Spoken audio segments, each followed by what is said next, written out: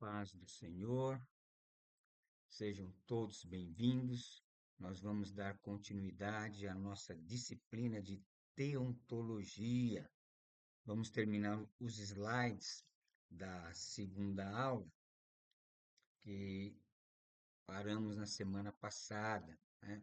Na revelação de Deus, que é a lição 4, que vai tratar da revelação geral, a revelação especial, a relação entre revelação geral e revelação especial.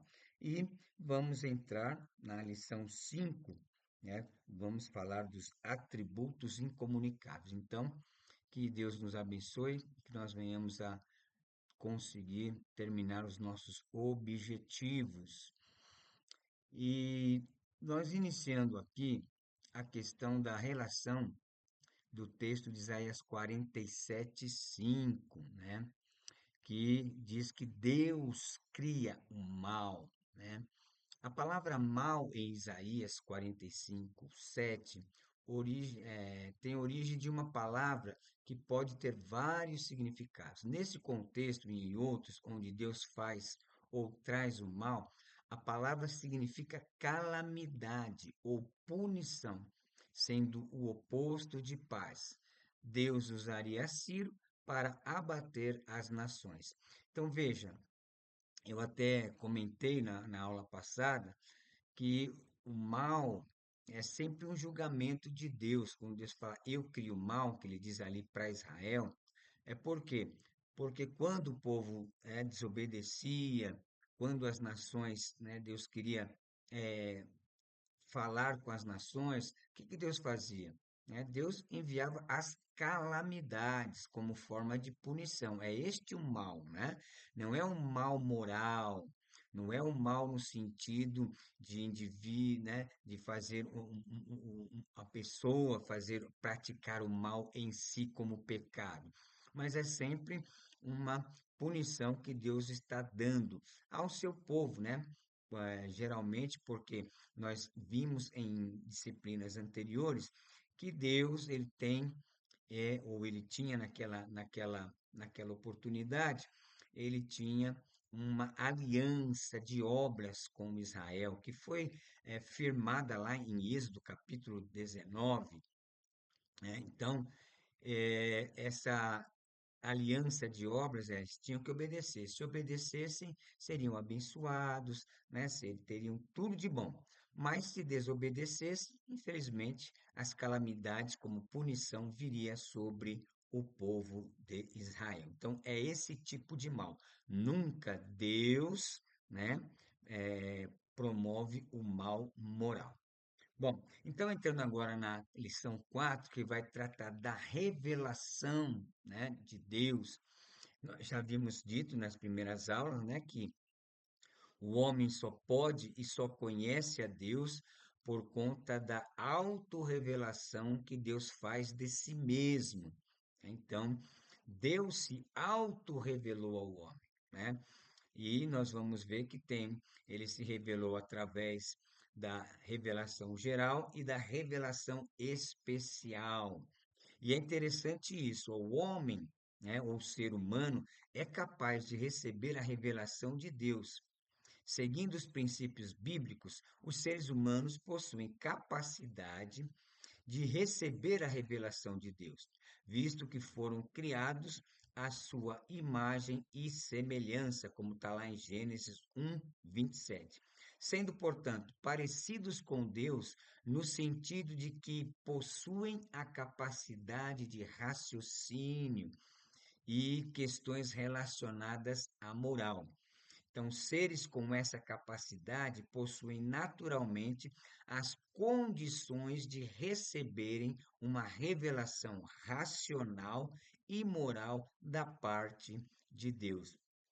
Então, é extremamente importante essa introdução para a gente. Por quê? Porque uma das premissas importantes no estudo da teologia é Deus existe, Deus se revelou ao homem e o homem tem capacidade para compreender esta revelação de Deus. Então, a revelação de Deus ela chega até nós de várias formas na natureza e na revelação especial que é, né, a palavra de Deus. E o ápice da revelação de Deus é o quê? É o próprio Deus, né, encarnado na pessoa do Senhor Jesus Cristo. Então vamos para o próximo slide. Então, o homem, ou seja, o ser humano, é capaz de receber a revelação de Deus.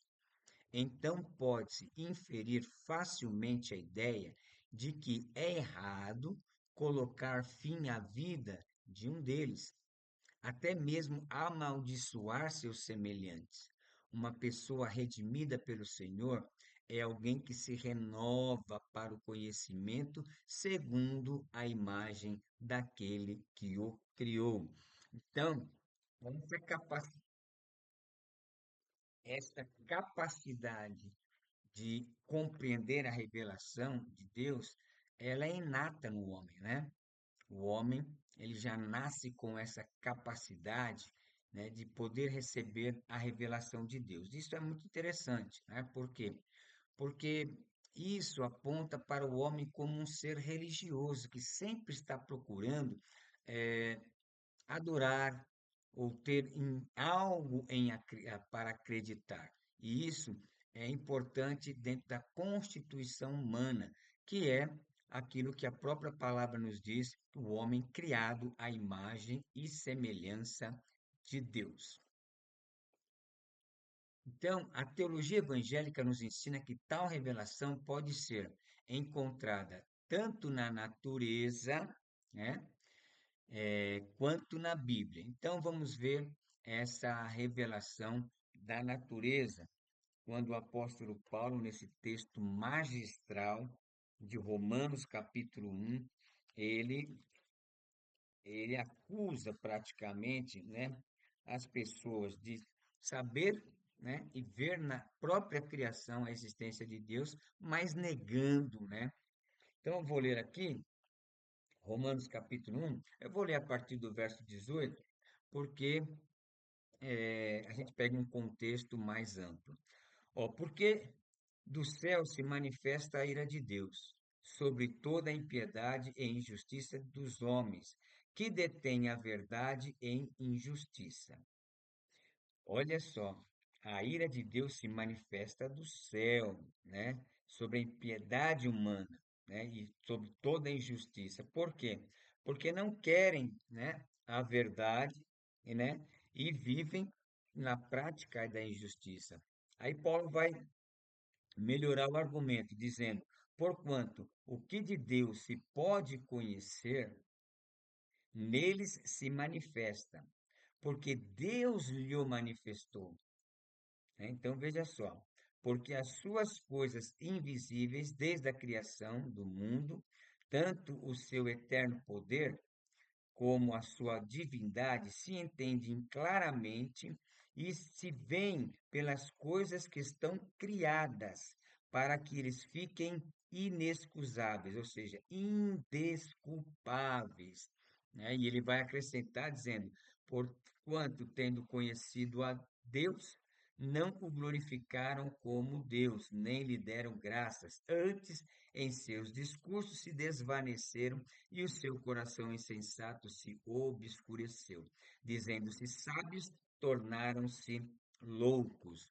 Então, essa revelação que é encontrada na própria natureza é o que é chamado na teologia de revelação geral, né? Onde Deus é visto através da própria natureza que foi criada, do mundo criado, olhando-se para tudo que é da existência humana, né? A chuva, o sol, né? O inverno, o outono, a primavera, todo esse sistema, esse ecossistema existente no mundo, na natureza, né, é uma prova, né, cabal da existência de Deus, né? No Salmo 19, o salmista diz assim: os céus manifestam a glória de Deus e o firmamento anuncia a obra das suas mãos.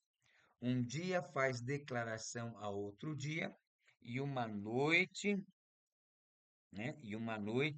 Perdão, e uma noite mostra sabedoria a outra noite. Olha aí, sem linguagem, sem fala, ouvem-se as suas vozes. E em toda a extensão da terra, e as suas palavras até o fim do mundo. Neles pôs uma tenda para o sol. Então, a revelação geral é justamente isso, é a própria criação. Ou seja, até o próprio homem, quando ele estuda o seu próprio corpo, né? Como o corpo humano ele é bem estruturado, seu funcionamento, né?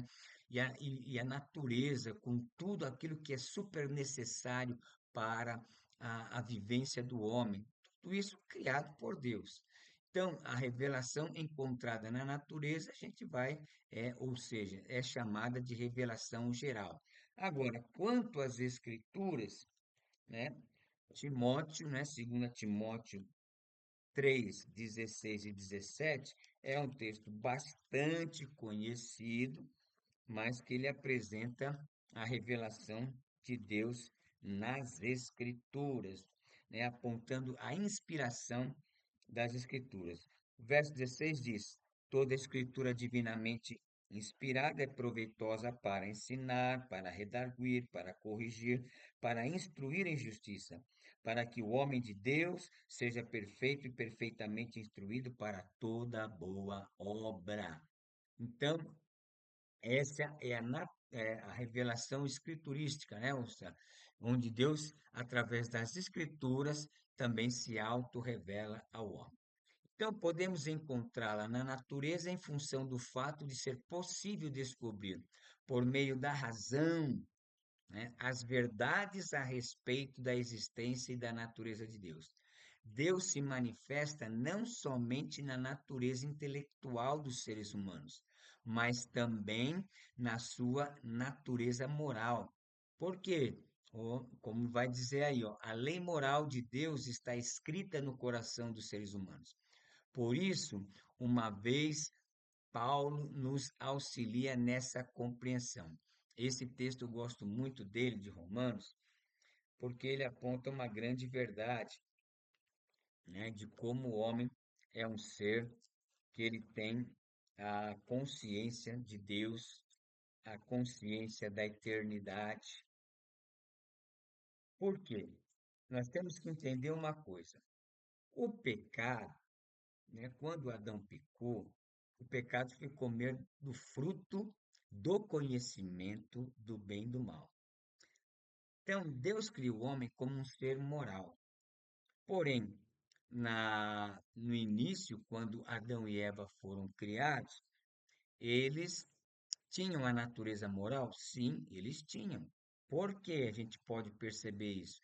Porque quando Deus, lá no capítulo 2, verso 15 em diante, quando Deus fala assim: olha, de toda árvore do jardim você pode comer, mas da árvore que está no meio do jardim, dela não comereis. Por quê? Porque no dia que dela comer, certamente morrerás. Ao, ao dar essa instrução ou essa ordem ao ser humano, Deus já está mostrando que o ser humano a qual ele mesmo criou já tem um poder de escolha. Ou seja, ele pode escolher obedecer e pode escolher não obedecer, apontando para essa realidade da natureza moral. Só que essa natureza moral de Adão e Eva no início era uma natureza moral pura, né? Pura porque tinha desconhecimento, né, do mal. Então, o fruto do bem e do mal, né, trouxe à natureza humana o conhecimento do que é errado, do que não agrada a Deus, né, do pecado, que a partir dali foi se aprofundando na natureza humana. É difícil explicar, né, essa questão do pecado na natureza humana, porque é uma coisa não visível, né, aos olhos nu. mas é algo que acontece, né, no decorrer da vida humana. Então, Paulo, nesse texto, ele fala uma coisa interessante, ó, capítulo 2 verso 14.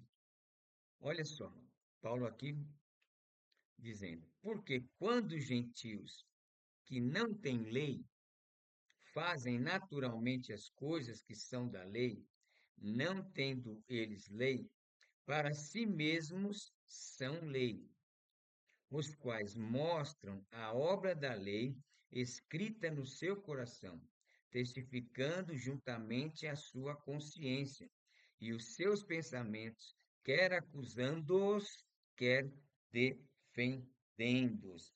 Então, é muito interessante, e o Paulo está dizendo aqui, que os gentios, mesmo sem obedecer à lei de Deus, eles muitas vezes praticam a lei de Deus. Tem muita gente boa no mundo. Tem gente que não mata, tem gente que não rouba, tem gente que não vive falando mal dos outros, tem gente que vive fazendo bem para as pessoas, né? Por que que ele faz isso? Porque a sua natureza, né?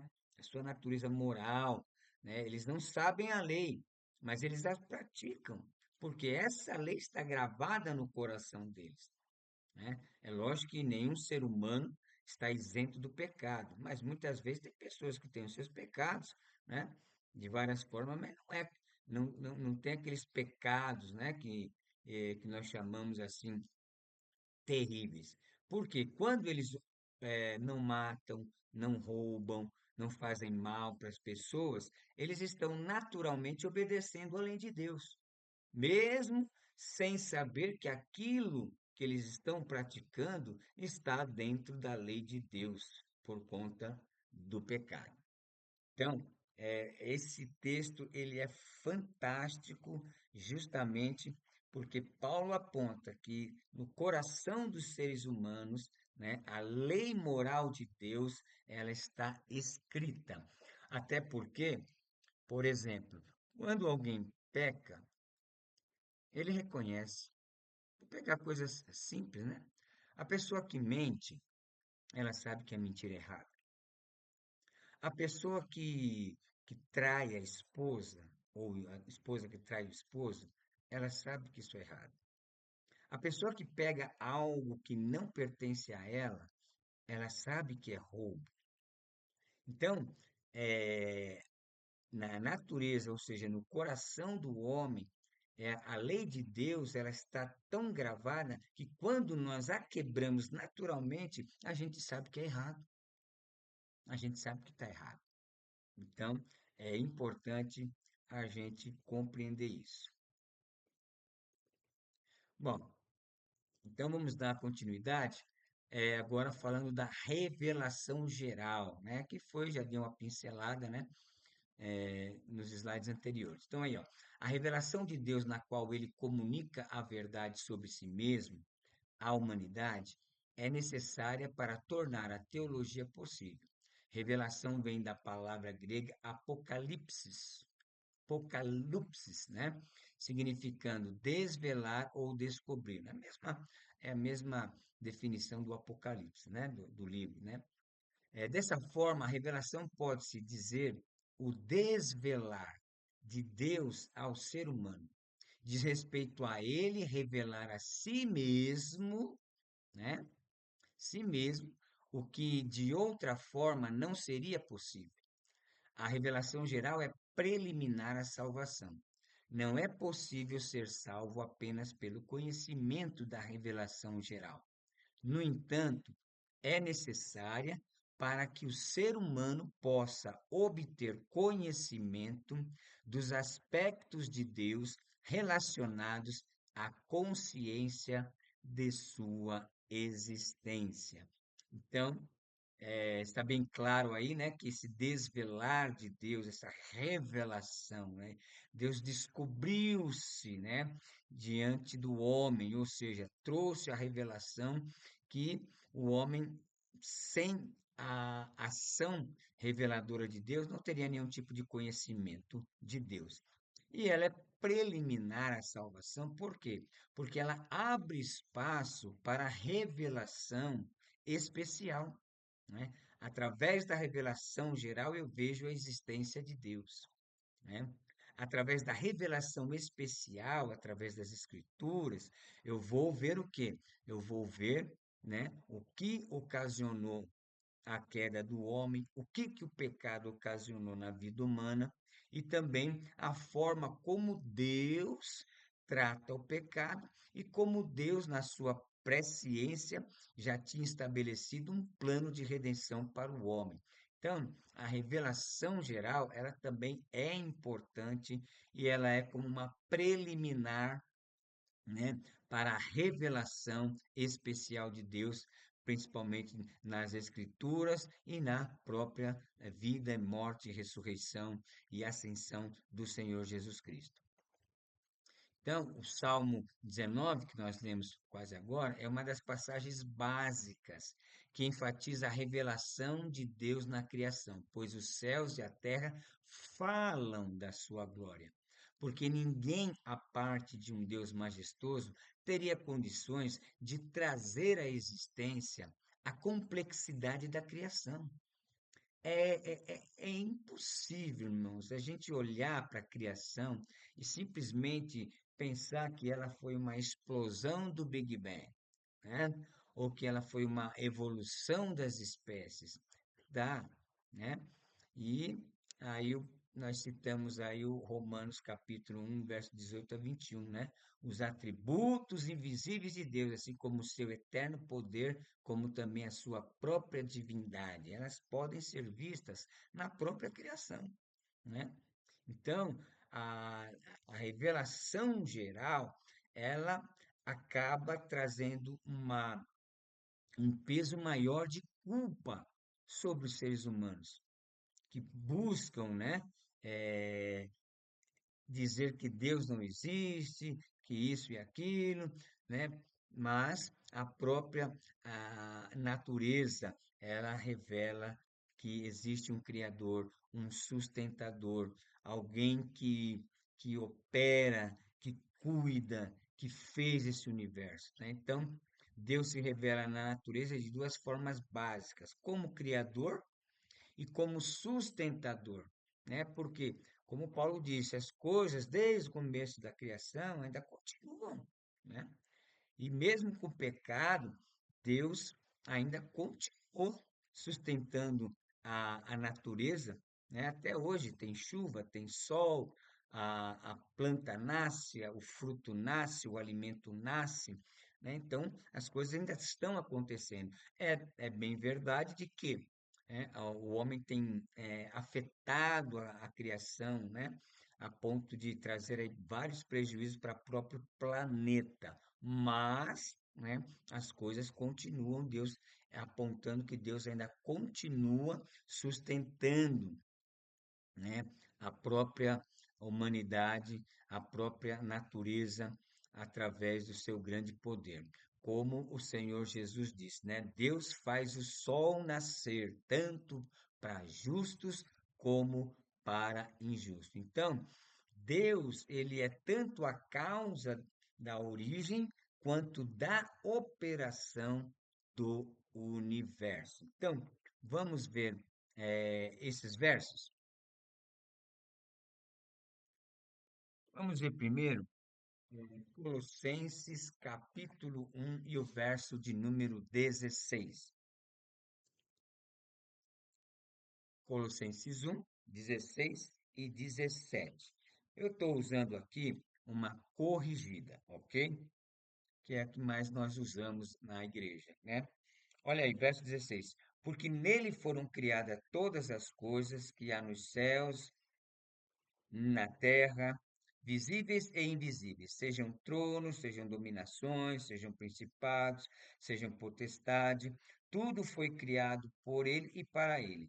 Ele é antes de todas as coisas e todas as coisas subsistem por ele, né? E o 18 é bom complementar aqui, né? Ele é a cabeça de todo o corpo da igreja, é o princípio e o primogênito dentre os mortos, para que em tudo tenha a preeminência. Então, aqui Paulo revelando para nós aqui a grande verdade, né?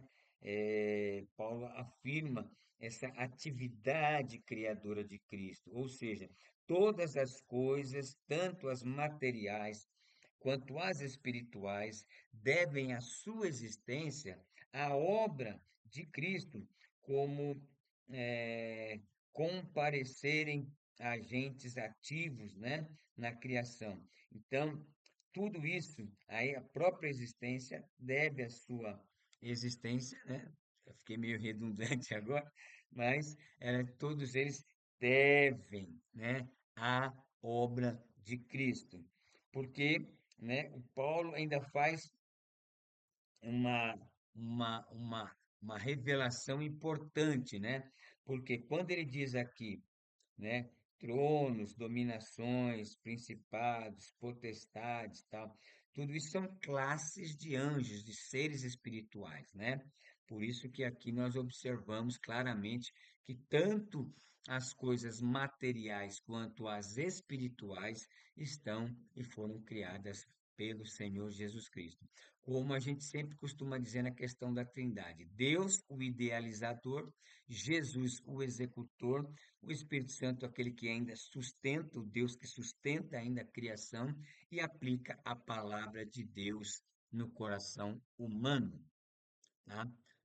Vamos lá, Hebreus, capítulo de número 1, o verso 2 e 3. Olha só, eu vou ler né? Capítulo 1, eu vou ler do verso 1 ao 3. Havendo Deus antigamente falado muitas vezes, de muitas maneiras, aos pais pelos profetas, a nós falou-nos nestes últimos dias pelo Filho, a quem constituiu herdeiro de tudo, por quem fez também o mundo, o qual, sendo o resplendor da sua glória e a expressa imagem da sua pessoa, e sustentando todas as coisas pela palavra do seu poder, havendo feito por si mesmo a purificação dos nossos pecados, assentou-se à destra da majestade nas alturas. Oh, glória, né? O apóstolo, ou seja, o escritor aqui apontando também para Cristo como a causa e a origem de tudo o que existe. E no capítulo 4, verso de número 11 do Apocalipse, nós temos a seguinte revelação: Digno és, Senhor, de receber glória e honra e poder, porque tu criaste todas as coisas e por tua vontade são e foram criados. Oh, glória a Deus. Então, tudo, né? Então, Deus não é apenas o originador, como também é o sustentador de tudo. Não esteve ativo apenas na criação, na origem do universo, mas continua ativo na continuidade de todas as coisas. O salmista se refere a esta função de sustentador de todas as coisas. No Salmo de número 104, no verso 14, nós temos aqui uma menção interessante do salmista, que eu vou ler aqui com vocês. Olha o verso 14 do Salmo 104. Ele faz crescer a erva para os animais e a verdura para serviço do homem, para que tire da terra o alimento. Coisa linda, né? O Deus que sustenta, o Deus que criou é o mesmo Deus sustentador. Então, a revelação geral de Deus é o conhecimento sobre ele que ele pode ser adquirido através da observação e estudo do mundo natural, da criação e das leis naturais. Então, há muito claro aí a questão da revelação geral. Agora vamos para a revelação especial. Bom, a revelação especial também pode ser chamada de revelação específica, né? De Deus é restrita, contrapondo-se à geral. Ao passo que toda a humanidade é o recipiente da revelação geral, nem todos são recipientes da revelação especial. Por quê? Porque muitos não vão crer, muitos não vão dar ouvidos.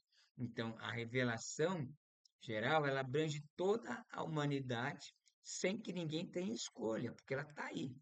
Agora, a revelação especial, só algumas pessoas acabam tendo-a. Por quê? Porque muitos não querem, muitos rejeitam, muitos não creem.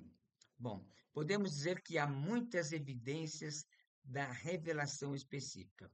Por exemplo, Deus revelou a si mesmo por meio de sonhos e visões a determinadas pessoas. Vemos isso muito no Antigo Testamento, né?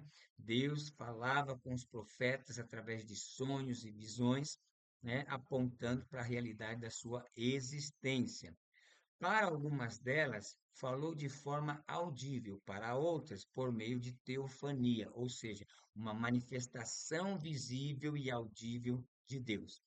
No entanto, a maior ênfase da revelação especial é dupla.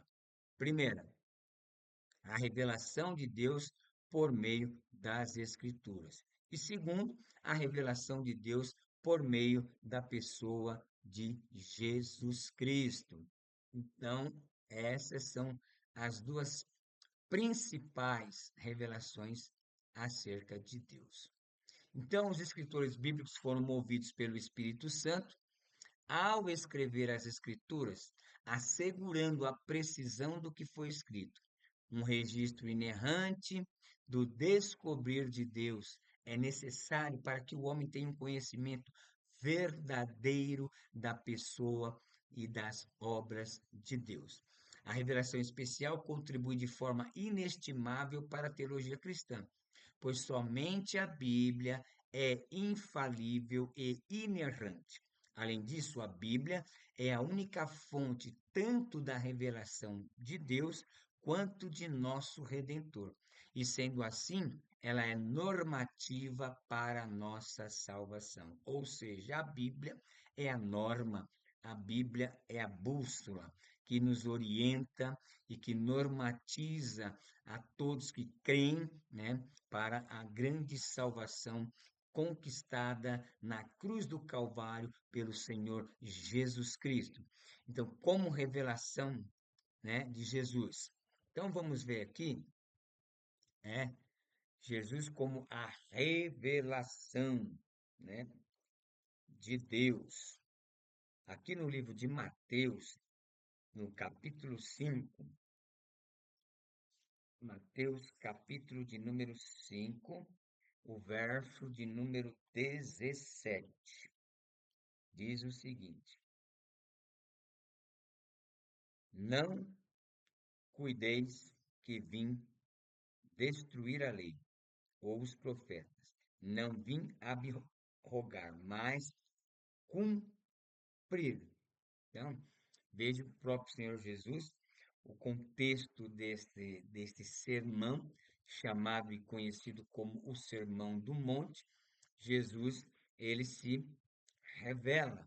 Ele diz: Olha, eu não vim contrariar a lei, né? Eu vim cumpri-la. Então, o propósito de Cristo é que as exigências espirituais de Deus se cumpram na vida dos seus seguidores, né? É importante que o relacionamento entre o crente e a lei de Deus envolve diversos aspectos. Isso aponta, né, para a revelação do próprio Senhor Jesus em vida, né, trazendo aí a orientação aos aqueles que viviam pela lei. E se você ler o texto, você vai ver que Jesus, ele aprofundou a lei de forma muito grande. Agora aqui Lucas capítulo 24, verso 27, né? E começando por Moisés e por todos os profetas, explicava-lhes o que dele se achava em todas as Escrituras. Olha que coisa maravilhosa, né? Ou seja, aqui temos o contexto é da ressurreição, né?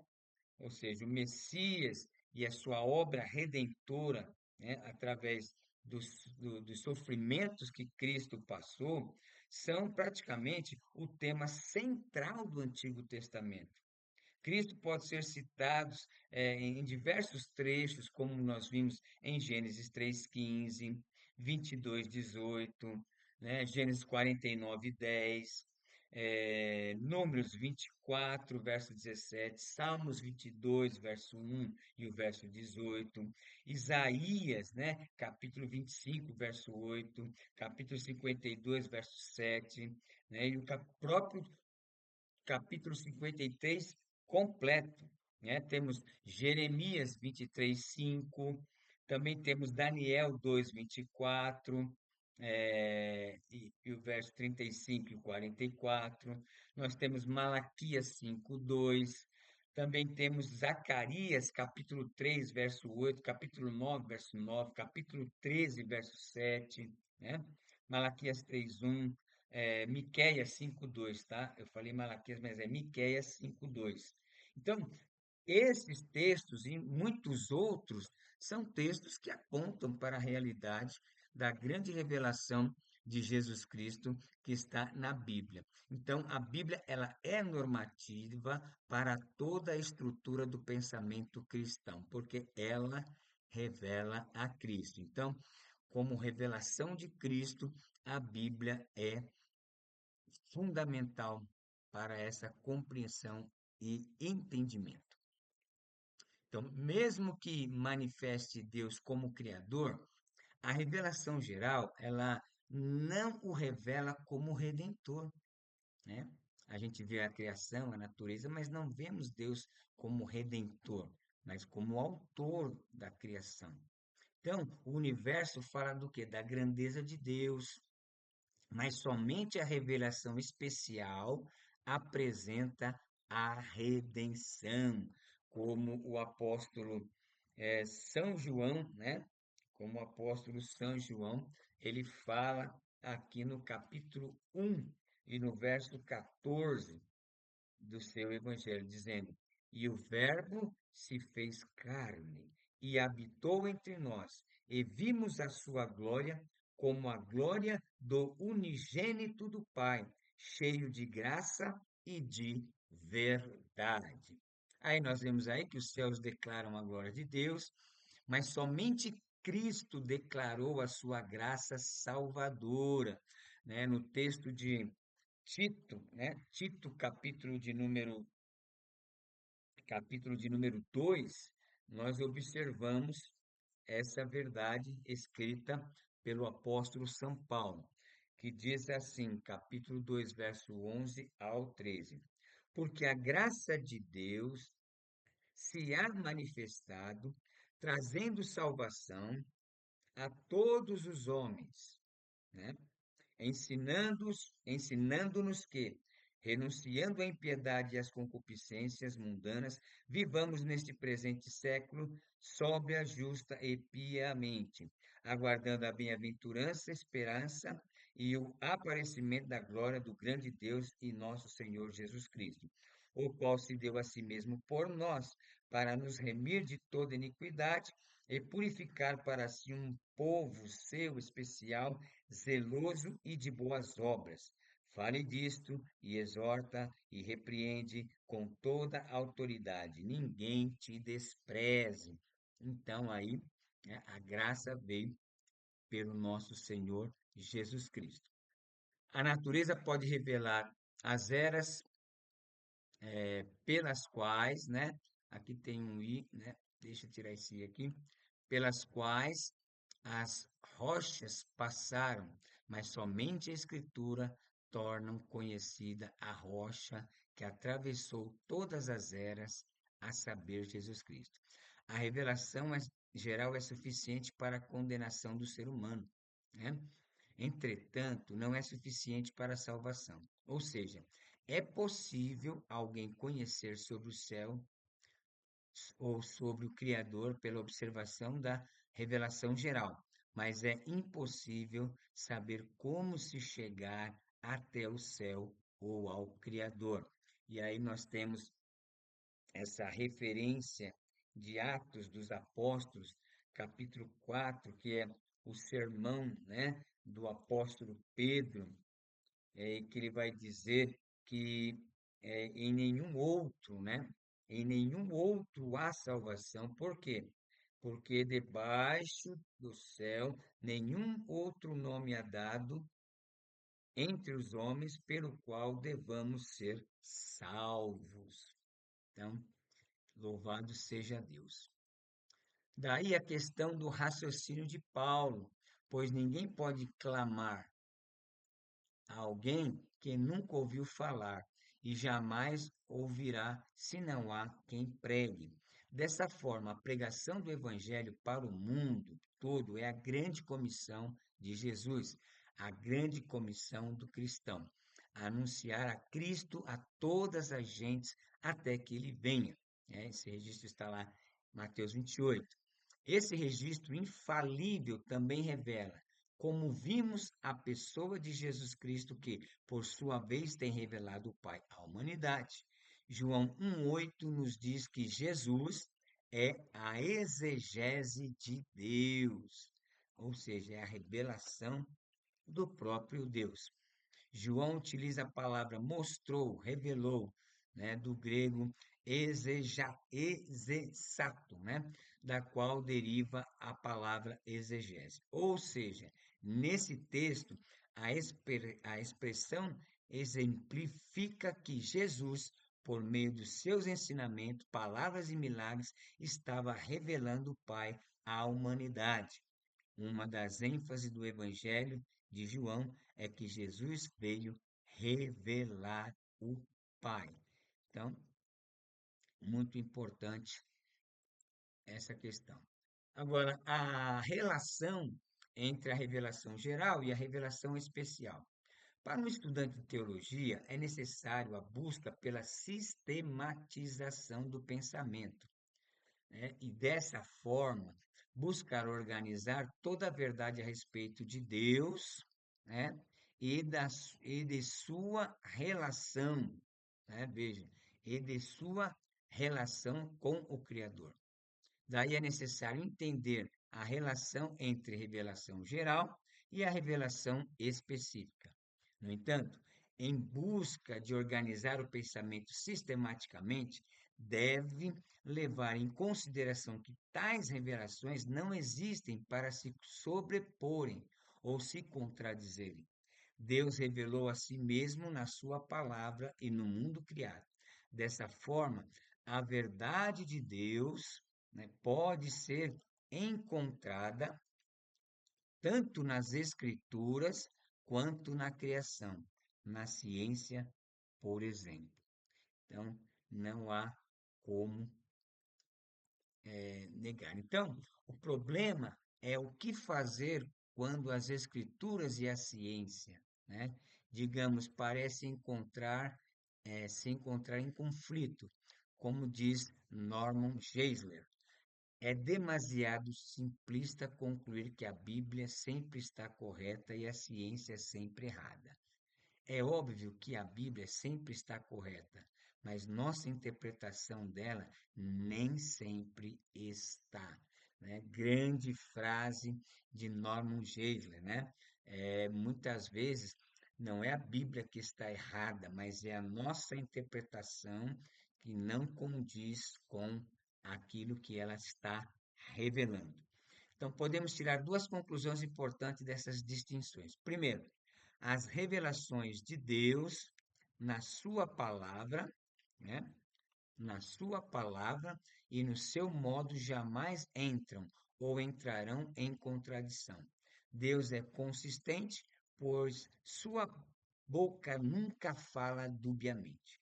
Segundo, sempre que houver um conflito real, será entre a interpretação humana da palavra de Deus e uma compreensão humana de seu mundo. Ou está errado, ou ambos estão errados, mas Deus jamais erra. É aquela questão de contradizer-se, né? Nós temos aquela famosa, que é quando Paulo fala sobre a graça, né, de Deus em Efésios 2:8, pela graça sois salvos, né? Ali Paulo fala da salvação, ou seja, da fé salvífica. E alguns inimigos da palavra querem pegar Tiago, né, quando Tiago diz que será salvo pelas obras, né? Mas não há contradição. A fé que Paulo fala que não depende de obras, é a fé salvífica, é a fé que eu preciso ter para receber a salvação. A fé de Tiago é uma fé que está falando com aquele que já faz tempo, com aquele que já vive muito tempo dentro do Evangelho. Ou seja, é tipo assim, quantos anos tem de crente? Ah, tenho 10 anos. Então, quais as suas obras durante esses 10 anos? Então, são duas coisas distintas e não entram em nenhum momento em contradição. Então, a Bíblia não é a única revelação que Deus faz à humanidade, pois falou por meio da sua palavra e do seu mundo criado. A tarefa do teólogo cristão é se apropriar das informações de ambas as revelações, a geral e a especial, com o objetivo de formar uma cosmovisão que inclua uma interpretação teocêntrica das obras de Deus. Contudo, sem que tenhamos como base a revelação de Deus, tanto geral quanto a especial ou específica, tal tarefa é impossível de se realizar. Então, nós estamos findando aí a nossa lição, né, de número 4, né, que iniciamos na aula passada.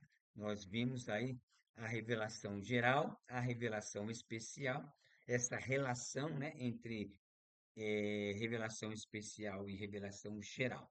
Agora nós vamos tomar um café e na segunda parte da nossa aula nós vamos tratar dos atributos incomunicáveis de Deus, que é a lição 5 e a lição de número 6. Vai tomar um cafezinho, tomar uma aguinha, daqui a pouco a gente retorna. Deus abençoe.